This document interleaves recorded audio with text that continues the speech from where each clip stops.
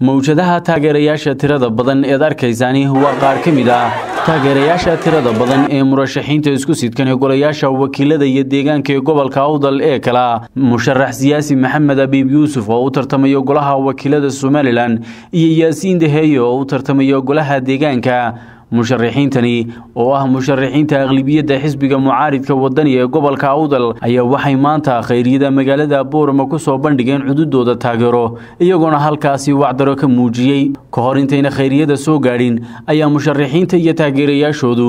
waxay ku soo dhaxmareen wadada halbowlaha ee magaalada Boorama halkaasi oo ay taageerayaashooduna wateen boodhadh ay ku xardhan yihiin astaamaha musharaxiinta iyo musawiradoodu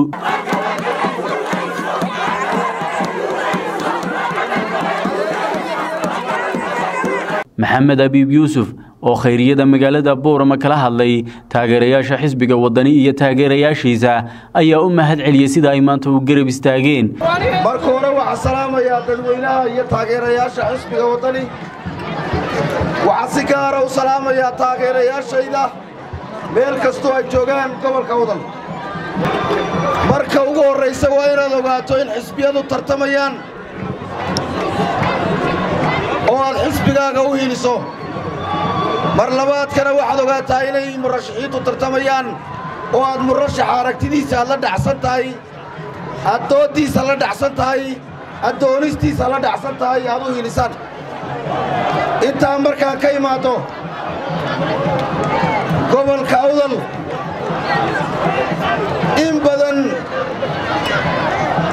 in badan tabashooyin badan ayuu qabay haddii la doonayo tabashada wax ka mid ah ciidan inay daweyn karto waxaan islaahay waxa ka sharaxay raggaas xisbiga wadani waayo sidoo guddoomiyuhu sheegay gobolku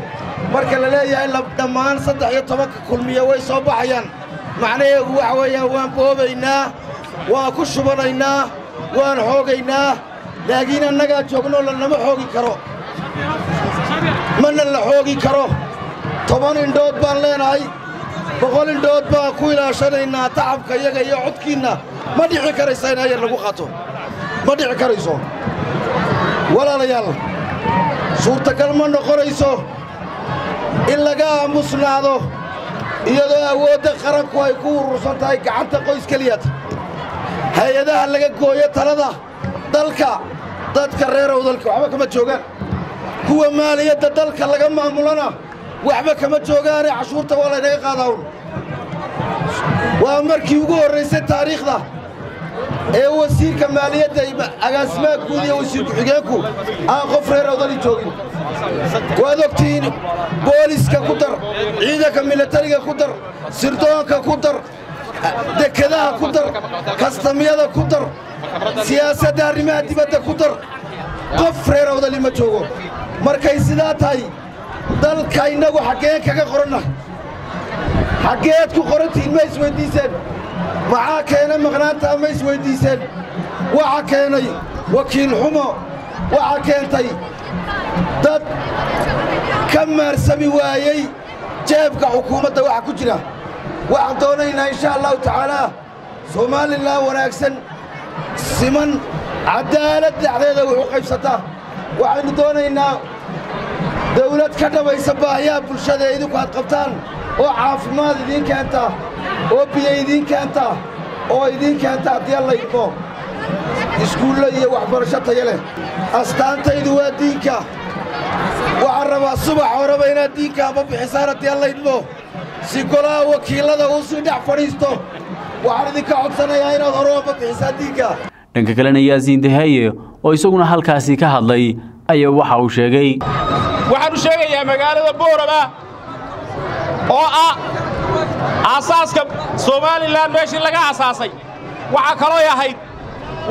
iskaashatada waxa wada qabsiga ama iska wuxuu qabsay meeshii laga bilaabay waxay ahayd meeshii duuniga dalka soo saarasay waxaan imbiga ballan qaadaynaa in wax soo saarkii lagu yaqaanay haday tahay wax wada qabsiga haday tahay isxilqaanka haday tahay nabadaynta haday tahay horumarka dalkan haday waxbarashadiisa tahay haday tahay wada samaysi isku tashigii bulshada inay soo celiso maanta wixii ka dambeeyay waxaan ballan qaadana sidii ay hormoodka u ahayd inay ku soo noqoto hormoodkeedii